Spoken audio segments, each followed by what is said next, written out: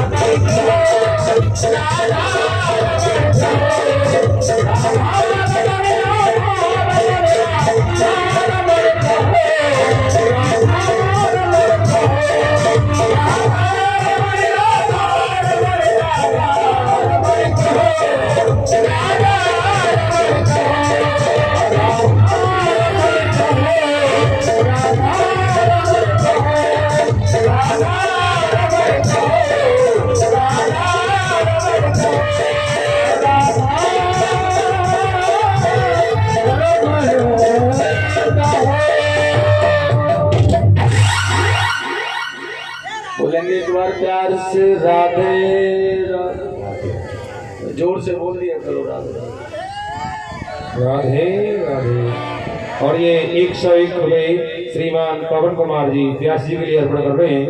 भगवान इनकी सभी मनोकामना पूर्ण करें। बोलिए गोविंद भगवान की। बल्ब को करंट कम मिलेगा तो कैसा जलेगा। उस दिन देखा था आपने कल परसों क्या हो रहा था। ऐसे आप जोर से राधे राधे जय श्री कृष्ण बोलते हैं ना तो बहुत पावर मिलती है, करंट मिलता है, आनंद आता है। और जब करंट पूरा मिलता है तो प्रकाश पूरा मिलता है। इसलिए जब पूरा बिजली का पावर मिलेगा, करंट मिलेगा तो प्रकाश पूरा फैलेगा। इसलिए बोलो प्यार से वृंदावन बिहारी लाल की। बहुत ही सुंदर भाव। और देखिएगा बड़ी सुंदर बात है, पंचम स्कंद की कथा है ये। परीक्षित ने कहा है, लेकिन गुरुदेव आपने कल संध्या काल में प्रसंग किया था, जब उपदेश किया था, आप प्रियव्रत और उत्तानपाद के वंश के विषय का वर्णन करना चाह रहे थे। लेकिन उत्तानपाद के विषय का तो हुआ, ये प्रियव्रत जी महाराज इसके विषय में बताने की जरूरत। प्रियव्रतो आत्मा राम भागवतम कथामने ग्रहेरनमूलम कर्मबन्धः पराभव। यह प्रियव्रत आत्मा राम थे, भागवत भक्त थे, लेकिन इनकी गृहस्थ आश्रम में रुचि कैसे हुई, क्यों हुई? बड़ा सुंदर कहा है स्वामी सुखदेव जी ने। राजा परीक्षित प्रियव्रत नारद जी का उपदेश पाकर के तपस्या करने चले गए। और वाकई में यह हाल है, नारद जी मिले, नारद जी से ध्यान उपदेश किया, सब कुछ मिला। जैसा नारद जी वैसा ब्रह्मा जी ने देखा, या नारद ने तो स्वयं शादी नहीं की, सृष्टि को आगे बढ़ाने का काम स्वयं नहीं कर रहा है, बाबा जी बना फिरता बोलता है, और यह दूसरों को भी नहीं करने देगा। मुझे ऐसा लग रहा है इसलिए और बाकी में प्रियवती का कसूर किया था, जैसे डॉक्टर के पास जाओगे वैसे ही तो दवा मिलेगी। और उन्होंने चयन ही ऐसे डॉक्टर का किया नारद जी का, इसलिए कह दिया दुनिया में कुछ नहीं है, भजन करो। अब तो बड़े सुंदर भाव के साथ में आए। ब्रह्मा जी ने जाकर प्रियवती जी को समझाया, भैया भजन तो करो, लेकिन भजन करो जब तक हमें भजन करने के लिए भजन आम्र फल की तरफ पकना होगा, तभी तो भजन करेंगे। मंथन करना पड़ेगा तभी तो भजन करेंगे। आम के डालियों में जाकर के मुंह गाड़ दिया जाए, आम खा रहे हैं, क्या आम का रस आएगा? आम का स्वाद आएगा? नहीं आ सकता है। आम्र का रस आस्वादन तो वही आएगा जब पके हुए आम्र फल को खाएंगे हम। ध्यान रखना है। उसी प्रकार से यह पका हुआ आम्र फल श्रीमद् भागवत है, जैसे आप खा रहे हैं, आनंद से खाइए लेते, बड़ा सुंदर भाव। वही कहा प्रियवती को ब्रह्मा जी ने, भैया इसलिए पका करके खाना है, भजन पका करके करना है। पकेगा कब? इसलिए कह दिया पहले गृहस्थ आश्रम में रुचि बढ़ाओ। गृहस्थ आश्रम सबसे बड़ा धर्म है, गृहस्थ आश्रम को सबसे बड़ा माना गया है। लेकिन कब माना गया है? जब गृहस्थ आश्रम के कर्मों को किया जाए तो। अब गृहस्थ आश्रम का कर्म क्या महाराज? हम गृहस्थ जीवन में आगे गृहस्थी बने हुए, कोई साधु निकल के जा रहा है, जल पिला दो भैया, दरवाजा लगा ले। भिक्षुक आ गया, ये तो ऐसे गट्टा गट्टा सा डोलता रहता है, इस पर काम क्या है? दरवाजा लगा लिया, आगे वाले के पास चला जाएगा दरवाजा। बच्चे से कह दो यहाँ नहीं है कोई। भिक्षुक भिखारी जल पिलाने का भी साहस नहीं है, बहुत कुछ नहीं कर सकते, भिक्षा नहीं डालनी है तो बिठाल करके जल पिलाओ। जल पिलाने के बाद में उसे भोजन के लिए पूछ लो, भोजन करा दो, मत डालो भिक्षा। लेकिन नहीं, बड़ी उद्दंडता हम करते हैं। वह तो जो उद्दंडता कर रहा है उससे बड़ी उद्दंडता हमने कर दी। गट्टा गट्टा सा घूमता है, काम धंधा कुछ नहीं कर सकता है। बड़ी विचित्र। गृहस्थाश्रम का कर्म क्या है, फल क्या है? अगर उसे अच्छी तरह से किया जाए तो विवाह कर लेना जीवन का संग्रह नहीं है। विवाह करने के बाद अर्धांगिनी को अच्छे ढंग से उसके जीवन का निर्वाह करना तो जाना। बीवी बच्चों का पता नहीं है बेचारे क्या कर रहे हैं, मदरा पी करके पड़ा है नालियों में, कोई पैर खींच रहा है, कोई कपड़े फाड़ रहा है, कोई कुछ झूमता जामता अगर गिर गया घर में, पत्नी देख करके दुखी हो रही है, हे परमात्मा कैसा जीवन बना दिया तुमने। इसे कहते हैं गृहस्थाश्रम। यह गृहस्थाश्रम है। स्वयं तो 400 रुपए किलो के भाव में जाकर के ठेके पर ढकेल पर बनवा के पका के खा रहा है। घर पर एक सब्जी के लिए आलू नहीं है। इसे धर्म, इसे गृहस्थ जीवन कहते हैं। यह गृहस्थ जीवन है। अपने लिए कर्जा करके मदरा पीरा, दारू पीरा, खेत बेच दूंगा, ये कर दूंगा, वो कर दूंगा, दुनिया भर का। पत्नी परेशान है, बच्चे परेशान है। यह गृहस्थाश्रम है। दरवाजे से ब्राह्मण चला गया भूखा, यह गृहस्थाश्रम है। ऐसे ढूंढते लट्ठा कट्टा से, यह गृहस्थाश्रम है। गृहस्थाश्रम सुना होगा आपने कबीर के बारे में। मामुनि कबीर बड़े संत हुए, बहुत सुंदर। कबीर की जीवन का एक बहुत बड़ा विचित्र भाग था, वह किसी भी अतिथि को अपने दरवाजे से खाली नहीं जाने देते थे। परीक्षित महाराज किसी भी अतिथि को दरवाजे से खाली नहीं जाए।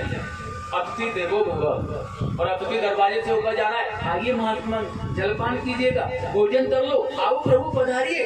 पर दरवाजे पर बैठे बैठे जो भी करते थे वह करते थे, लेकिन अतिथि सत्कार, अतिथि सम्मान। एक दिन कुछ संत आ गए, उनके दरवाजे पर होकर जा रहे थे, बोला रुको, अपन ठहरो, चरण छूना, स्पर्श करना, बड़ा गदगद हो जाना, रोक लिया। संत आ गए, ब्राह्मण पधार गए, आवाज लगाई, कमाल सुनती हो, साधु पधारे हैं, कुछ भोजन की व्यवस्था, प्रसाद मान भोजन।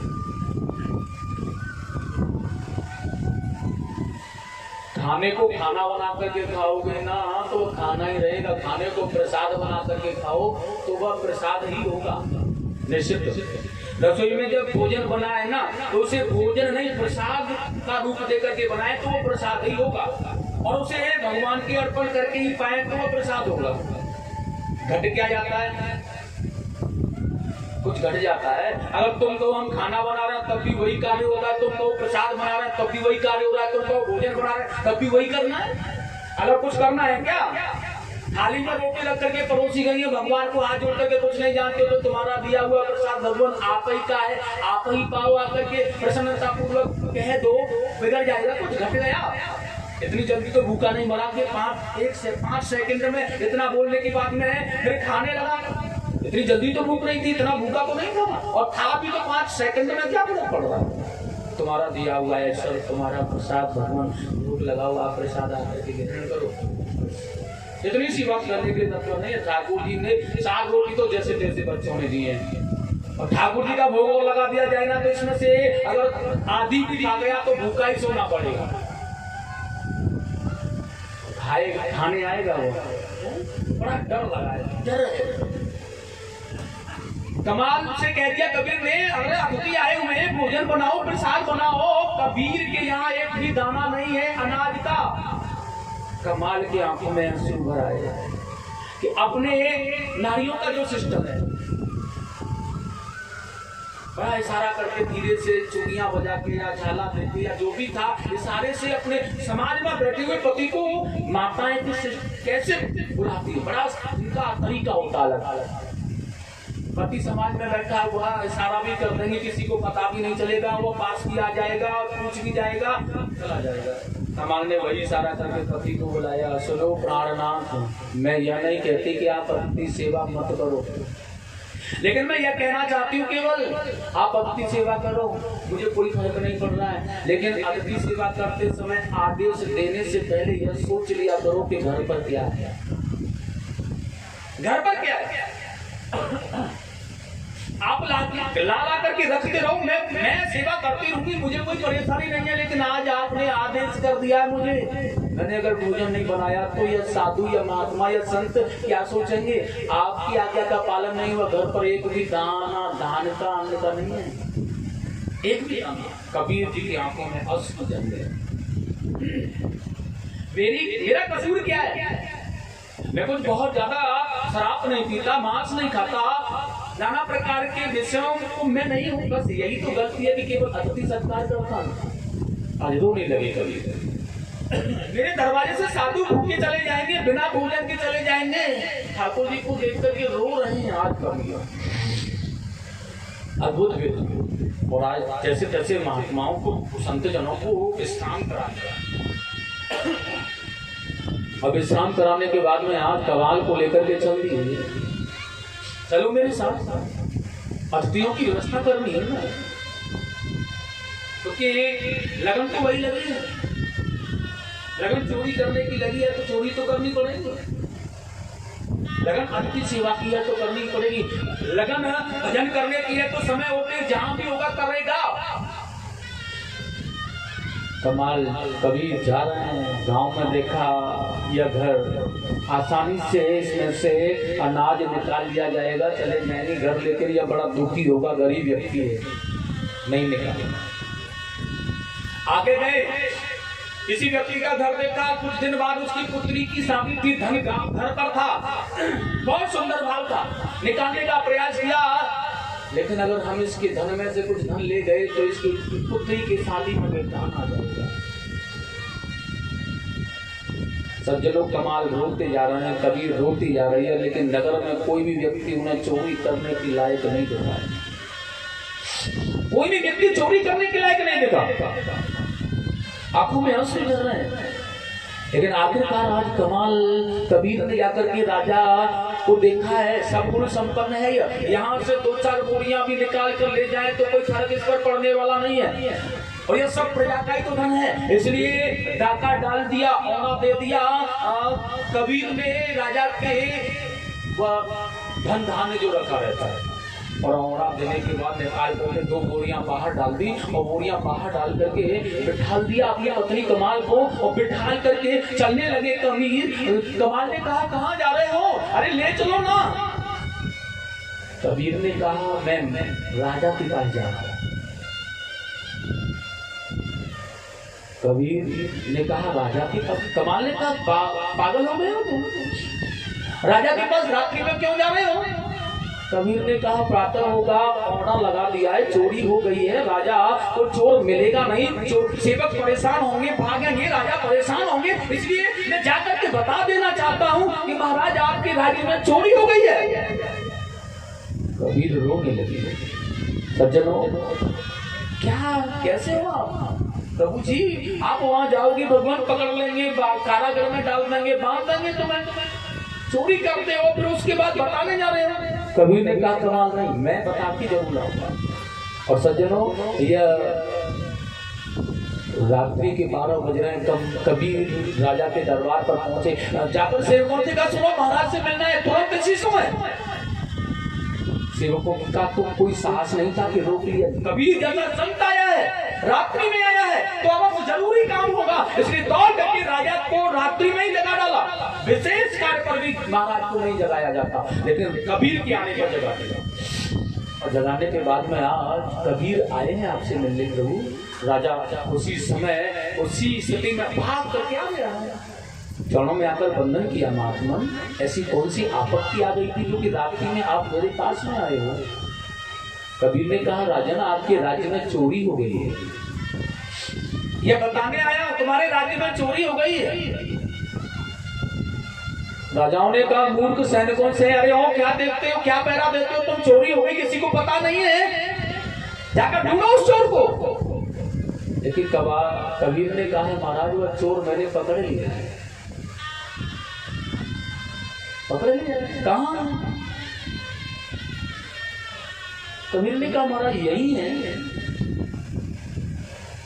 राजा ने कहा इसका मतलब ये इन सैनिकों में से ही चोरी की है, इन सैनिकों ने चोरी की है। अब राजा का विश्वास कबीर के पास नहीं जा रहा है, सैनिकों ने चोरी की है और यही है तो कबीर राजा और यह सैनिक और कौन चोरी करेगा? इसलिए सेवकों तुमने चोरी की है, बता दो तुमने कहाँ चोरी की है, कैसे की है, अन्यथा मृत्यु दंड दूंगा।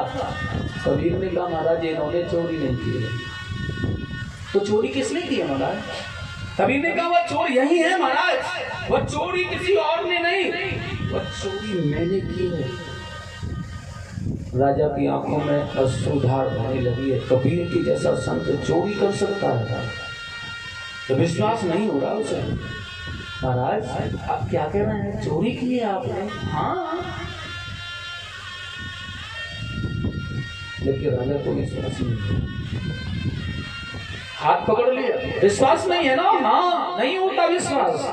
खींच करके आज कमाल के पास में लाकर रख दिया। वो कमाल बैठी है उसकी पत्नी, वो बोरियां निकली हुई है, वो औड़ा लगा हुआ है, वो चोरी किए हुए हैं। राजा ने देखा बात तो बिल्कुल सही है, लेकिन चरणों में बैठ करके राजा ने आज कबीर से पूछा है महात्मन मुझे आप ये बताओ कि आपने चोरी की क्यों? कबीर ने कहा है महाराज मैं अतिथियों का सम्मान करता हूँ, आज मेरे दरवाजे पर मेरे अतिथि गण, मेरे ब्राह्मण जन, मेरे संत जन भूखे चले गए, इसलिए मैं जहां भी गया मुझे कोई भी चोरी करने का पात्र नहीं दिखा। कहीं कोई दुखी है, कहीं कोई दुखी है, लेकिन आपको मैंने लायक समझा तो आपके पास यहाँ आकर चोरी की राजा, और मेरा कोई मन नहीं था। राजा ने देखा है कबीर के जैसा संत मेरे राज्य में परेशान है, राजा होने का कर्तव्य क्या है? और राजा ने आज ऐलान कर दिया आज के बाद जितना तुम्हें अतिथि सम्मान करना है करें, उसका सारा प्रबंध मैं करूंगा। तो चोरी करनी है तो ऐसी करो जैसे कबीर ने की, ऐसा है। अतिथि सेवा करनी है तो ऐसी करो। बड़ी सुंदर अतिथि सेवा, परिपाल रूप से कृष्ण का सुंदर भाव। देवक जी ने महाराज ब्रह्मा जी से सुना है, गृहस्थ में रहकर बीवी बच्चों के साथ में परिवार में अपने पुत्र को, अपने बच्चों को पढ़ा लिखा करके अच्छा पुत्रियों की शादी कर लायक बनाओ और उसी घर में रहकर अपने आप को जितेंद्रिय बनाना प्रारंभ करो। सुदामा जी कहीं भजन करने वन में गए थे क्या? उन्होंने अपने घर पर रह करके अपने आप को तपाया था, अपने आप को जितेंद्रिय बनाया था।